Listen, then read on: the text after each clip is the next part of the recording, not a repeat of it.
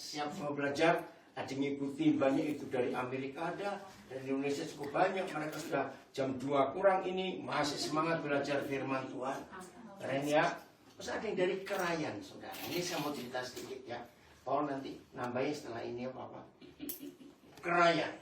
Pasti saudara yang di Belanda gak pernah dengar kata Krayan. Krayan itu suatu daerah pegunungan, daerahnya dingin sekali. Itu perbatasan Kalimantan Utara dengan Sarawak, Malaysia.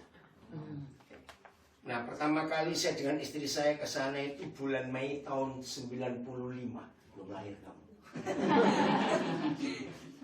Kami nggak pernah tahu daerah itu. Sebelum itu Tuhan itu memberi saya sebuah pernyataan. Suatu hari nanti Tuhan akan berikan saya untuk melayani satu suku. Saya nggak tahu suku yang mana. Padahal dari tahun 75 saya sudah keliling ke banyak daerah. Ya saya tunggu saja. Ya juga Tuhan bilang akan diberikan satu provinsi jadi tanggung jawab saya. Nah itu Papua kalau provinsinya. Nah Mei 95 itu kami sudah buat panitia besar untuk mensyukuri 10 tahun pelayanan gereja Indonesia di Delft yang sekarang dipegang oleh Pak Pendeta Victor Farnimela. Nah, gereja itu berdiri 25 Mei 85. Perintisnya Bapak Pendeta Petrus Hadi sekarang ada di Temanggung. Nah, jadi Mei 95 itu 10 tahun. Wah, sudah siap panitia besar. Tiba-tiba saya dapat berita diajak oleh seorang pengusaha dari Samarinda, namanya Pak Alim Saifuddin. Pak Daniel, ayo kita ke Krayan. Nah, Krayan sebelah mana? Saya sebenarnya baru tahu. Sudah pokoknya ke Krayan. Ya udah, daerah pedalaman Kalimantan Timur atau masih timur, bagian utara sekali. Nah, sampai hari ini kampung itu tidak ada jalan darat ke wilayah Indonesia. Sampai hari ini. Mereka ada jalan darat ke Malaysia, ke Sarawak. Tahun 90 berapa ya? Akhirnya kami berangkat dari Samarinda. Nah, naik pesawat kecil yang cuma 5 orang itu, saudara. Bisa bayangkan, cuma 5 orang. Ya. Nah, nggak usah di zoom ya.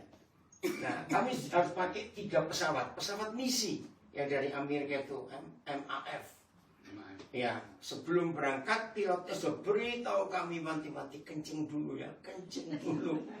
Karena perjalanan terbang itu 2,5 jam.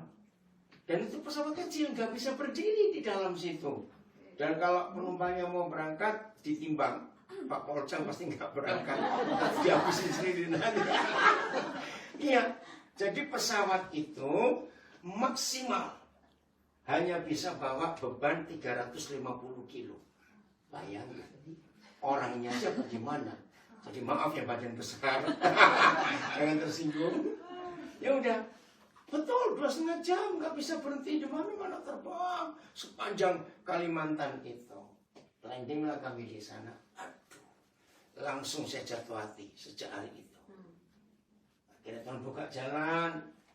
Tuhan berikan saya rumah di sana untuk tinggal lalu bisa buat sekolah. Waduh, masyarakat di sana sangat menghormati. Nah, sejak tahun itu sampai hari ini, saya rutin ketemu mereka. Bayangkan gak ada jalan darat. Cerita mereka dulu, ya kota besar terdekat dengan mereka itu Tarakan. Kalau Tarakan pasti pernah dengar ya.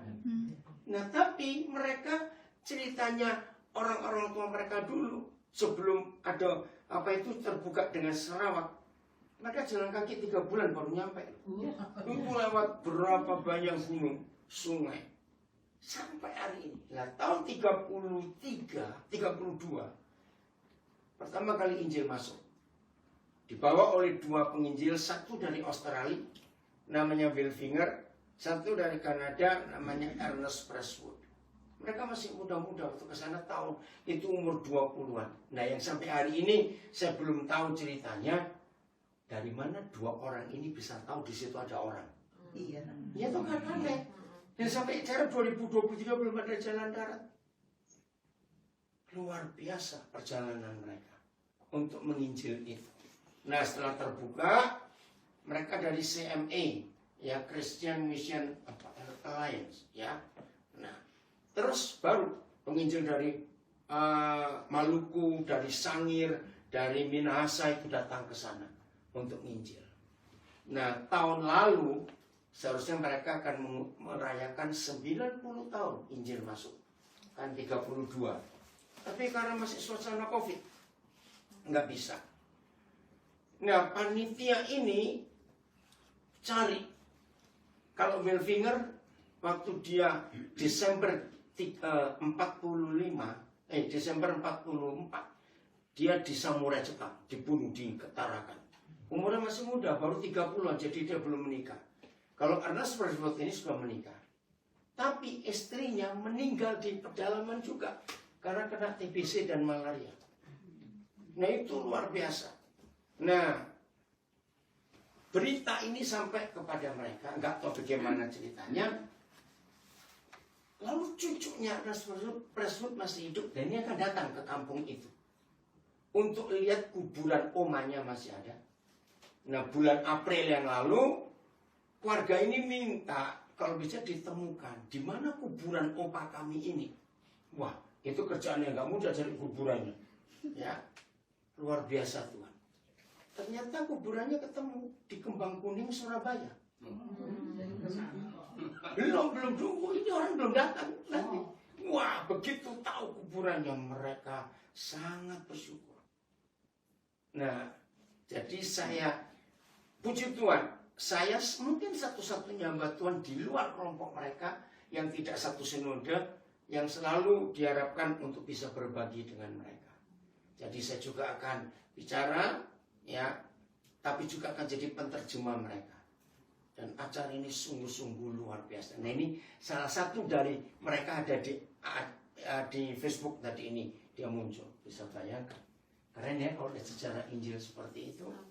Nah, terus tadi sore dalam perjalanan saya dari Düsseldorf ke Amsterdam, tiba-tiba masuk 61 foto yang dikirim dari Kanada, dari cucunya ini. Waduh, waktu saya di tren lihat foto itu saya menangis. Nanti saya coba akan kirim ya. Luar biasa. Foto zaman dulu. Kok masih nyimpan mereka itu? Nah, saudara, saya mau cerita ini supaya kita tahu betapa hebatnya kuasa firman itu. Amin. Yuk, kok cuma satu yang ngomong?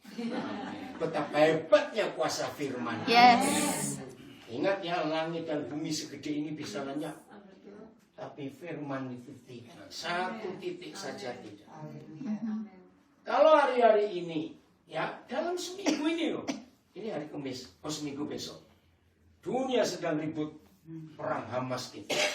Nah, kita nggak bicarakan politiknya. Itu politik sih memang begitulah.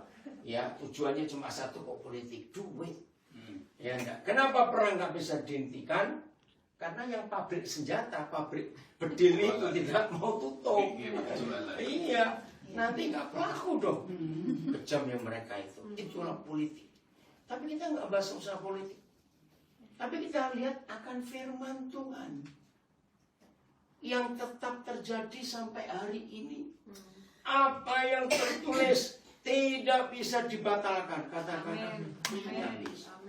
Coba kita lihat satu ayat ini dulu ya. Sefanya 2 ayat 4. Ayo, ini nabi-nabi kecil yang jarang dibahas oleh gereja. Sefanya 2 ayat 4. Saudara kan kagum, nama kota yang disebut berapa ribu tahun yang lalu masih ada sampai hari ini. Dan nama kota itu yang sekarang sedang perang besar ini, sudah ketemu Sefanya 2 ayat 4. Ayo yang bahasa Indonesia baca dulu bahasa Indonesia, nanti Doris baca bahasa Belandanya. Pakai terjemahan apa Doris? HSV. HSV. Oke, ayo bahasa Indonesia. Sudah, 1, 2, 3. Sebab Gaza akan ditinggalkan orang, Ya. dan Askelon akan menjadi sunyi. Asdod akan dihalau penduduknya pada rembang tengah hari, dan Ekron akan dibongkar bangkirkan. Nama itu persis hari ini, saudara. Persis yang terjadi. Wih, kalau pikir tuh hebat Kuat sekali itu firman Tuhan. Hebat. Maka itu hitam di atas putih. Bahasa Belandanya apa itu? Wat gaat op. Bukan. Zwart of wit. Zwart of wit, betul ya? Hukum. Sword of wit. Op ya. Itu yang tertulis. Dan itu yang Tuhan Yesus ucapkan untuk melawan setan. Betul? Waktu dicobai, it is written. Sudah tertulis. Nah, kita mau belajar gini ya, yang di rumah juga. Ketika setan menggoda, mencobai Tuhan Yesus, dan Tuhan Yesus nggak melawan dengan doa, nggak melawan dengan percikan air atau minyak, enggak. Maaf. Hanya dengan firman. Dengar dulu. Iblis tunduk nggak dengan firman? Ini yang luar biasa loh. Saya mau balik. Kalau setan begitu hormat kepada firman, lah kita ngerti pertanyaannya? Itu luar biasa. 3 kali mereka datang mencobai Yesus. Tuhan Yesus enteng aja jawabnya, sudah tertulis. Begini. Ngerti maksud saya? Kalau setan aja takut kepada firman, seharusnya kita lebih juga hormat kepada firman. Pujian pertama yang dipilih tadi itu terdapat di Mazmur 107. Nanti kita baca ya. Disampaikan firman-Nya dan disembuhkannya mereka. Amin. Saudara tahu nggak arti firman ini?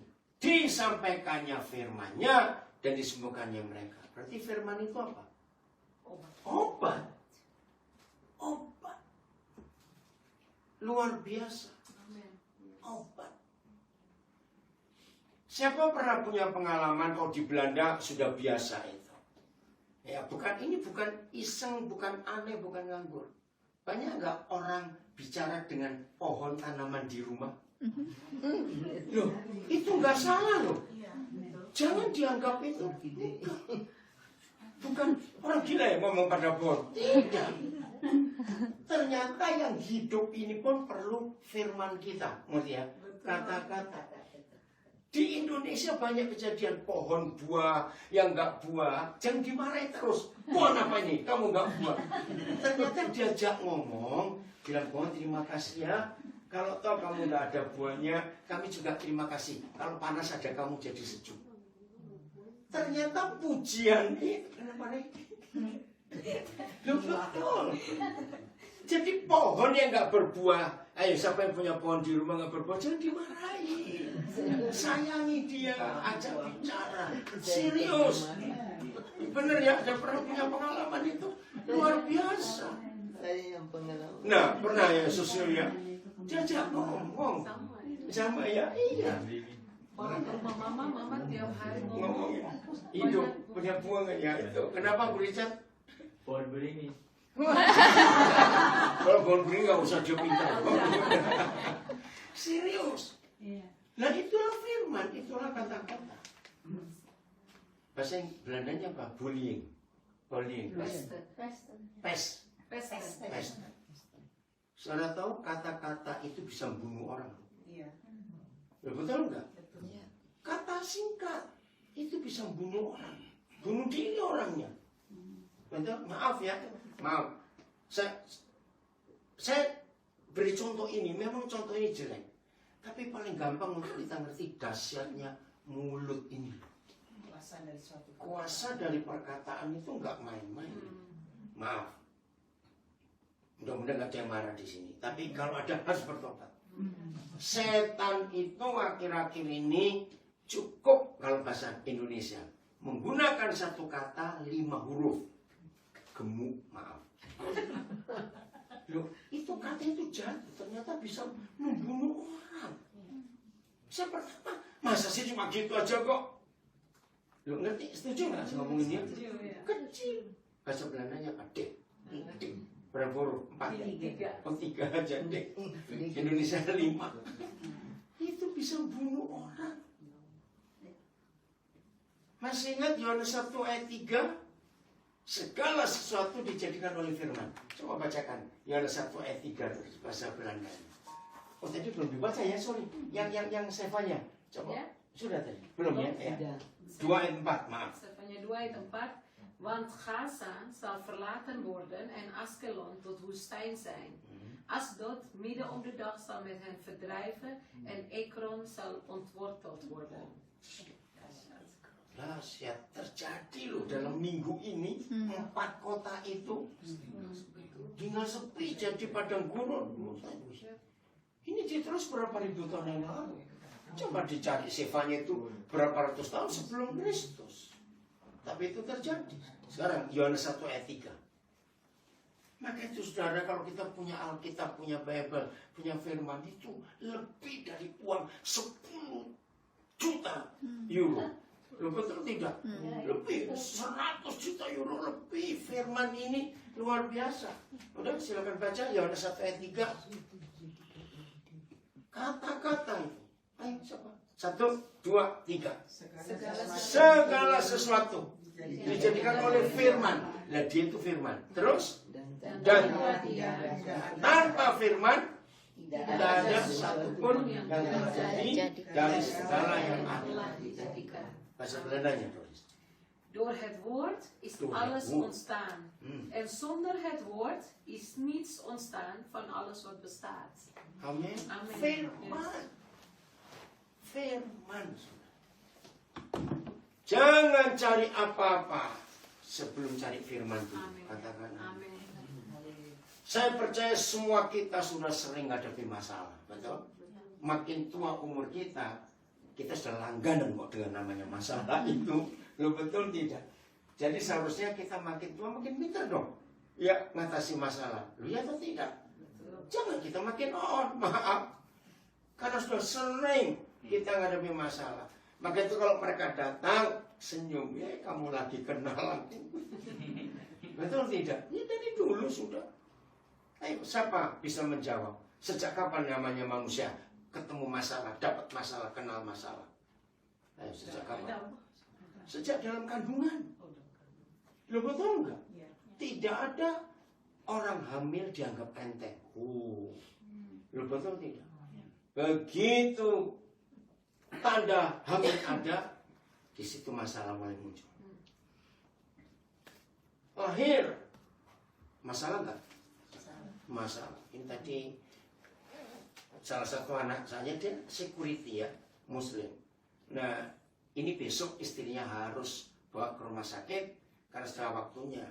Nah, tapi dia takut, Pak. Terus dia kirim foto. Ini loh anak teman saya baru melahirkan anak pertama langsung meninggal. Terus dia takut. Nah, saya doakan tadi waktu pujian itu, enggak usah takut. Nah, dia percaya betul siapa Tuhan yang kami sembah. Amin. Jadi yakin enggak usah takut. Nah, jadi begitu lahir ada masalah tuh. Betul? Seminggu, 2 bulan, terus 6 bulan, umur setahun, happy birthday itu ya setahun. Masalah selesai? Enggak. Tambah lagi. Umur 2 tahun, ulang tahun lagi, 3 tahun, 5 tahun, masa lagi sekolah. Betul nggak? Urusan sekolah lagi sudah. Selesai kalau sudah lulus kindergarten, TK, enggak, terus lulus sampai perguruan tinggi, sarjana, masalah selesai? Nah, ya sudah. Saya nggak teruskan ngerti sendiri semua. Sudah. Betul, masalah itu akan tetap ada. Tapi firman ini jawaban. Segala sesuatu dijadikan oleh firman. Amin. Yes. Jadi kalau ada masalah lagi di hidup kita, cari firman.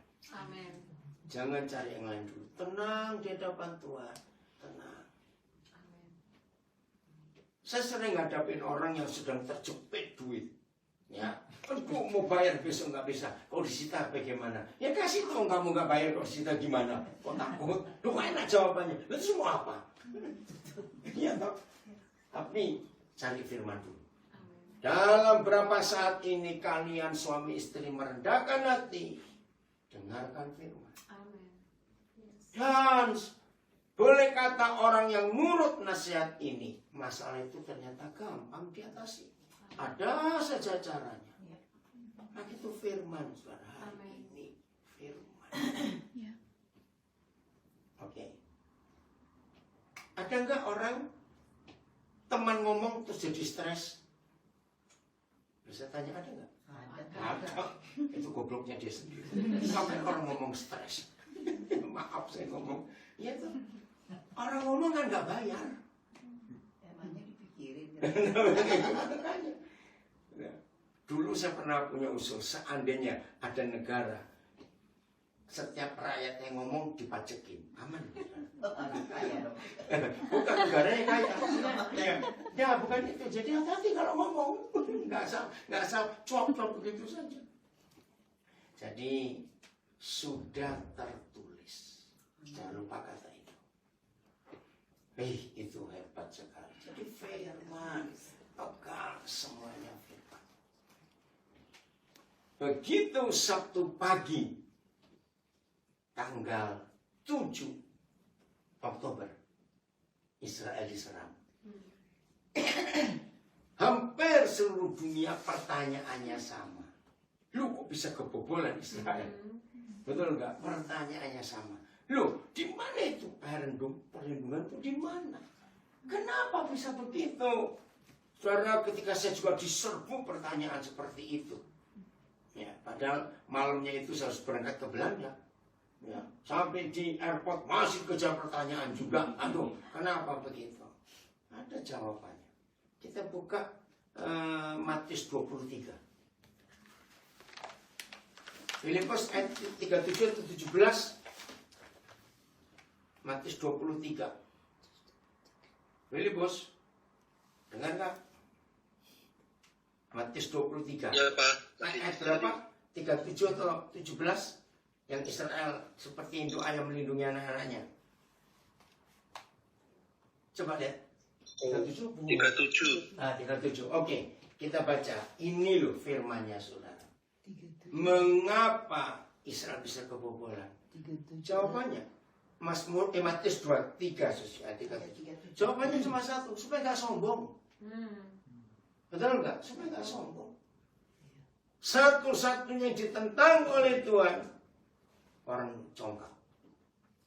Nah, selama ini saya mengandalkan kekuatannya. Pasti mereka sibuknya. Ini siapa yang salah? Siapa yang salah? Biar pusing sendiri. Tapi ini loh firmannya. Coba baca bahasa Indonesia. 1, 2, 3. Yerusalem, Yerusalem, engkau akan membunuh nabi-nabi Dan melempari dengan batu orang-orang yang diutus kepadamu. Berkali-kali aku rindu mengumpulkan anak-anakmu sama seperti induk ayam anak-anaknya yang bawah sayapnya. Tetapi kamu tidak mau. Nah, pelan-pelan. Ini bukan soal nabi-nabinya yang dibunuh. Tuhan marah. Yang Tuhan marah, nabi itu kerjaannya apa? Ayo, nabi. Nabi kerjaannya apa? Sebagai apa? Nyampaikan apa? Ayo, sudah pesan Tuhan. firman. Nah, yang Tuhan marah kepada mereka bukan kamu membunuh nabi-nabi, tidak. Firmanku kamu abaikan. Iya toh? Itu yang jadi masalah. Padahal seperti induk ayam. Nah, coba bayangkan. Kalau ini Tuhan sebagai pelindung Israel, mana lebih hebat? Perlindungan Tuhan atau iron dome mereka? Ayo, mana lebih hebat? Ya jelas. Nah, Ellen, bacakan terjemahan TSI-nya. Ada di situ. TSI-nya Ada. bagus ya. Filipus keluarkan ya. Iya. Bacain yang kuat. Bentar apa lagi muter? Tadi udah keluar. Ah. Oke. Hai seluruh penduduk Yerusalem, kalianlah yang selalu membunuh nabi-nabi dan para utusan Allah yang datang dan bernubuat atas nama Bapakku. Ada yang kalian lempari dengan batu sampai mati, dan ada yang kalian bunuh dengan cara lain.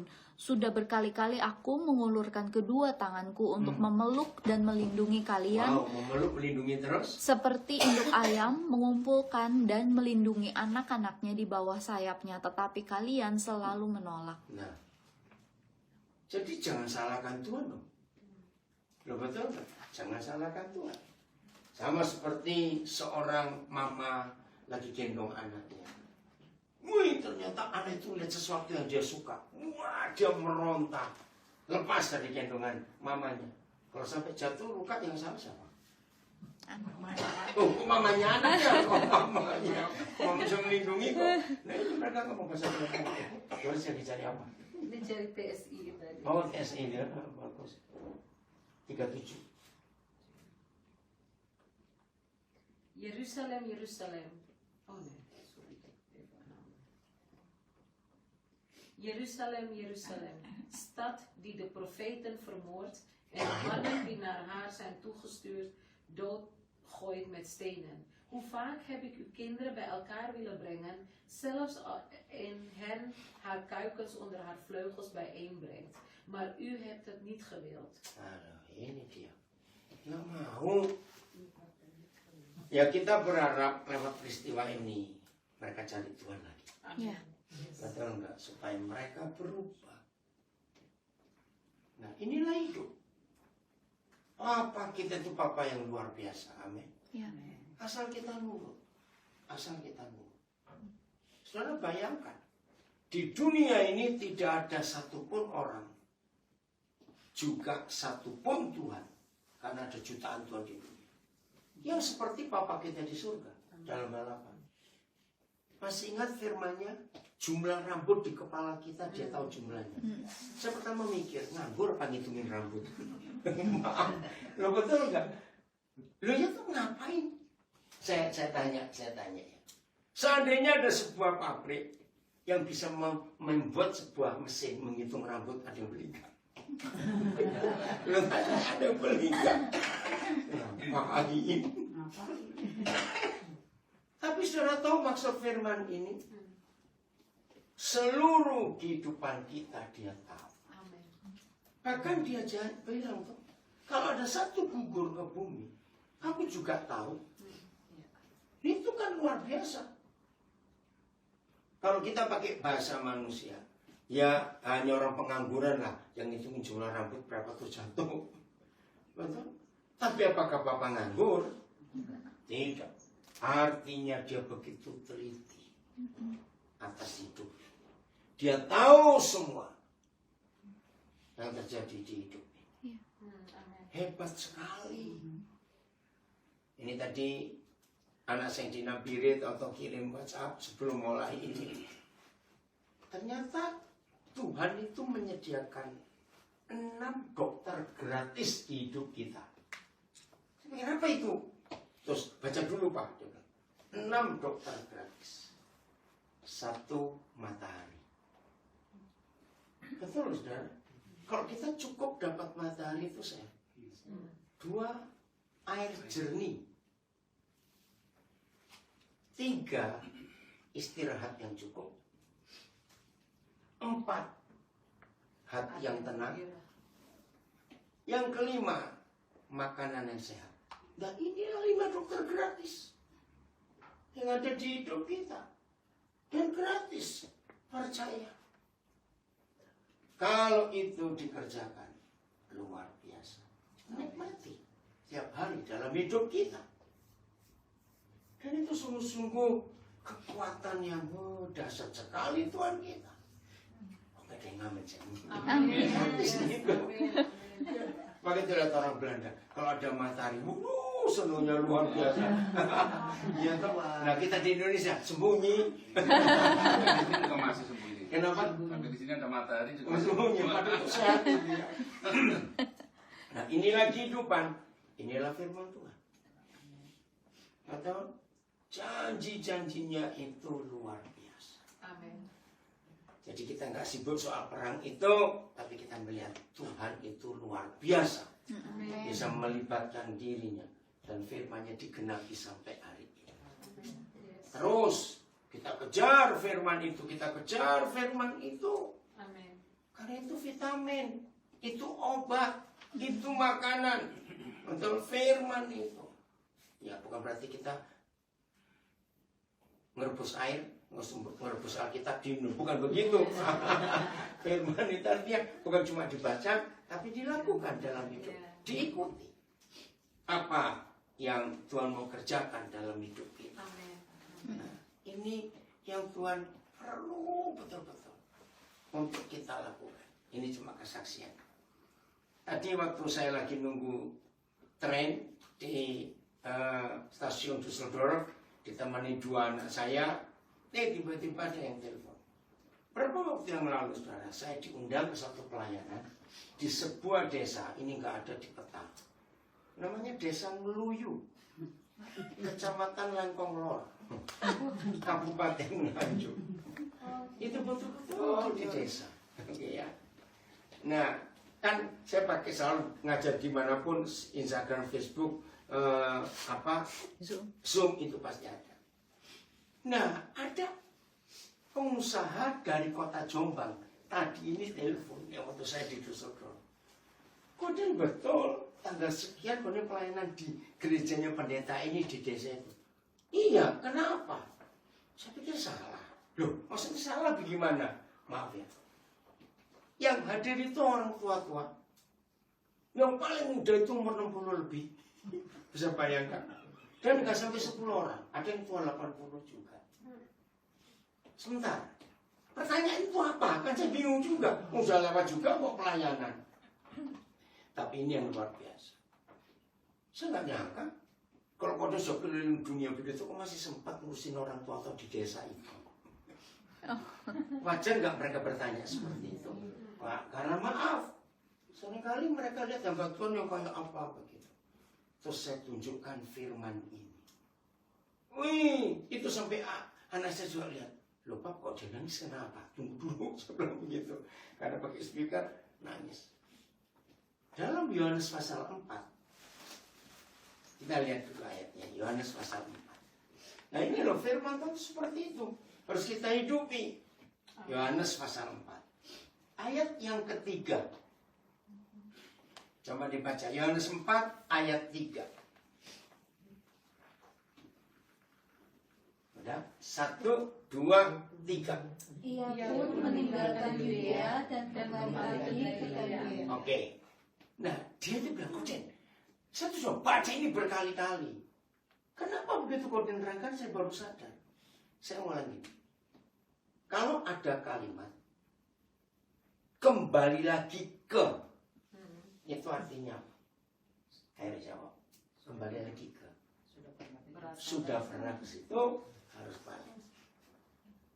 Oke? Ia pun meninggalkan mana? Yudea dan kembali lagi ke Galilea. Ingat loh, zaman itu bahkan sampai sekarang masih padang pasir tandus. Sampai hari ini masih sama daerah itu.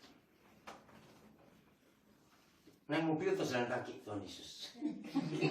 Loh, cuma tanya aja. Naik mobil jalan kaki. Ayat 4. Ayat 4. 1. Oh, bahasa Belandanya ada kata kembali lagi ke. Coba bacakan. Ayat 3. Daarom verliet hij Judea en ging terug Ging naar terug. Galilea. Nah, balik lagi. Terus ayat 4. 1, 2, 3. Ia harus melintasi daerah Samaria. Nah, terus saya tekankan pada pengusaha ini. Kata harus. Dia kaget juga. Iya ya, ternyata kata ke dan harus di dua ayat ini punya arti dalam betul. Kalau ada kata harus, berarti ada yang nyuruh nggak? Ada yang nyuruh nggak? Iya. Nanti pulang saudara lihat peta di buku Alkitab bagian belakang. Muter loh itu. Sudah dari Yudea balik ke Galilea lewat Samaria. Itu muter. Itu kalau istilah Belanda mungkin begini. Saudara sudah di Amsterdam mau ke Den Haag, muter Groningen. Itu nganggur betul itu orang. Ya, nah, ini loh. Siapa yang mengharuskan? Dan masih ingat? Ya coba, jawabannya siapa yang mengharuskan? Oh ada kata, oh belum ya? Baca ayat 4 nih. En hij moest Moest. Samaria gaan. Nah. Ayo, siapa bisa jawab? Siapa yang mengharuskan? Anak Tuhan ini balik lagi dan harus lewat Samaria. Papa disuruh. Ja. Terus pertanyaannya, ada apa? Ini yang luar biasa. Masih ingat kisahnya? Orang perempuan cuma ketemu satu orang. Hmm. Nah, saya jawab orang ini, bayangkan Tuhan Yesus untuk satu orang saja muter segitu jauh. Kamu sempat itu enggak? Yang di Meluyu itu berapa orang, walaupun orang tua-tua. Nah, terus dia ngomong lagi, ya Koden, saya ngikuti kalau Koden pelayanan ya sosial media ini. Iya loh, semangat Koden itu kotor di depan ratusan orang dengan 5 orang itu sama. Ya memang sama, kenapa tidak? Karena satu jiwa itu berharga di depan. Amen. Yes. Ya. Dan yang luar biasa lagi, apa profesi perempuan itu? Maaf, Ya, diduga perempuan tidak baik. bukan diduga, memang betul. BTS. Pelacur BTS. Kenapa? Kan begitu ngomong soal air, dia minta, kalau gitu guru berikan aku air itu. Aku berikan. Tapi panggil suamimu. Nah, logikanya ya, nggak ada sambungan air dengan suami. Air nyambungnya di mana? Nggak nyambung. Tapi ketika jawab, aku nggak punya suami. Betul katamu. 5 laki-laki pernah jadi simpananmu istilahnya. Sekarang yang ke-6. Wih, keren betul. Nah, apa pekerjaan seorang perempuan kalau koleksinya laki-laki? Maaf. Yang sekarang ke-6 ada di rumahmu juga bukan suamimu. Kaget dia. Baca ayat 6. Maka itu jam berapa ini loh, supaya kita tahu. Suruh balik itu. Ayat 6. Baca 1, 2, 3. Di situ terdapat sumur Yakub. Yesus sangat letih oleh perjalanan. Letih loh, dia Tuhan tapi letih. Ya, terus? Karena itu, ia duduk di bibir sumur itu. Hari kira-kira pukul 12. Nah, panas ya itu? Di padang gurun. Bahasa Belanda sama ada jam 12 ya, coba baca. En daar was ook de bron van Jacob. Jezus was moe van het lopen en rustte uit bij de bron. Dat was omstreeks 12 uur 's middags. Oh. Panas, luar biasa. Hanya karena satu orang. Maaf, pelacur lagi. Saudara, dalam tradisi Yahudi, saya nggak tahu saudara yang dulu masih kecil di Indonesia, di kampung, di desa bukan kota besar ya. Orang ngambil air itu cuma 2 waktu, pagi-pagi atau sore. Ya enggak? Tapi kenapa perempuan ini siang? Itu. Daripada kenapa? Biar gak ada orang. Dia rodelan semua itu, ngomongin dia. Ya enggak? Ngomongin dia, gosipin. Supaya sepi. Nah, ternyata Papa di surga tahu jeritan perempuan ini. Dia kehausan dalam 2 hal, fisik tapi juga batinnya kosong. 6 laki-laki dahsyat kasih Tuhan. Wih, waktu pengusaha ini saya ajak ngomong gitu, luar biasa firman ini. Amen. Ya sudah, saya bilang begitu. Dan saudara tahu, ternyata penginjil pertama di dunia pelacur ini, bukan mantan loh. Coba lihat ayat 39. Ini kan luar biasa. Nggak perlu sekolah teologi, nggak perlu sekolah Alkitab, nggak perlu macam-macam. Lihat, ayo baca bahasa Indonesia dulu. Ayat 39. 1, 2, 3. Dan banyak orang Samaria Banyak loh, nggak sedikit. Dari kota itu ya. dari kota itu telah menjadi percaya Telah menjadi percaya, bukan akan percaya. Karena perkataan perempuan itu yang nah, bersaksi. bersaksi bukan berkhotbah. Amen. Saudara, bedakan dengan tegas. Amen. Tidak ada satupun panggilan yang tertulis di kitab suci kita jadi pengkhotbah. Tidak. Jadi saksi. Amen. Amen. Jadi saksi itu nggak perlu sekolah. Hanya menceritakan ulang yang dialami, yang didengar, yang dilihat. Sudah. Amen. Yes. Betul. Bersaksi. Ingat sebelum dia naik ke surga, kamu akan terima kuasa nanti. Kalau Roh Kudus turun atas kamu dan kamu akan jadi saksi. Amen. Jadi bukan pengkhotbah. Amen. Nah, teolog yang merusak ini semua. Akhirnya jadi perdebatan. Betul enggak? Kalau teolog jadinya perdebatan. Karena logika. Saudara belajar kata teologi itu supaya saudara yakin. Teologi itu sama dengan biologi, antropologi, psikologi, dan logi-logi yang lain. Dan itu ilmu. Hanya untuk memenuhi otak kita. Tapi tidak bisa mengenal dia. Karena untuk mengenal dia cuma satu, bergaul dengan dia. Ya. Ini yang luar biasa. Jadi kita harus tahu, saya belajar teologi, tapi bukan untuk pelayanan. Maka itu kalau saudara melihat cara saya pelayanan seperti ini, saya cuma bersaksi apa yang saya alami dengan dia. Amin. Dan saya tunjukkan ayat-ayatnya ada di mana. Ya. Bersaksi. Saudara bayangkan, ini penginjil pertama di dunia. Bukan mantan, maaf. Waktu dia berangkat dari rumah, di mata tetangga dia ini apa? Pelacur, maaf. Begitu ketemu Tuhan Yesus, nggak sampai 1 jam kok. Berubah semua. Nah, maaf, waktu dia balik ke kampungnya, di mata tetangga, Masih. masih. Maaf. Ini saya ngomong. Ayo, ini saya nggak tahu saudara ya. Maaf, saya ngomong apa adanya.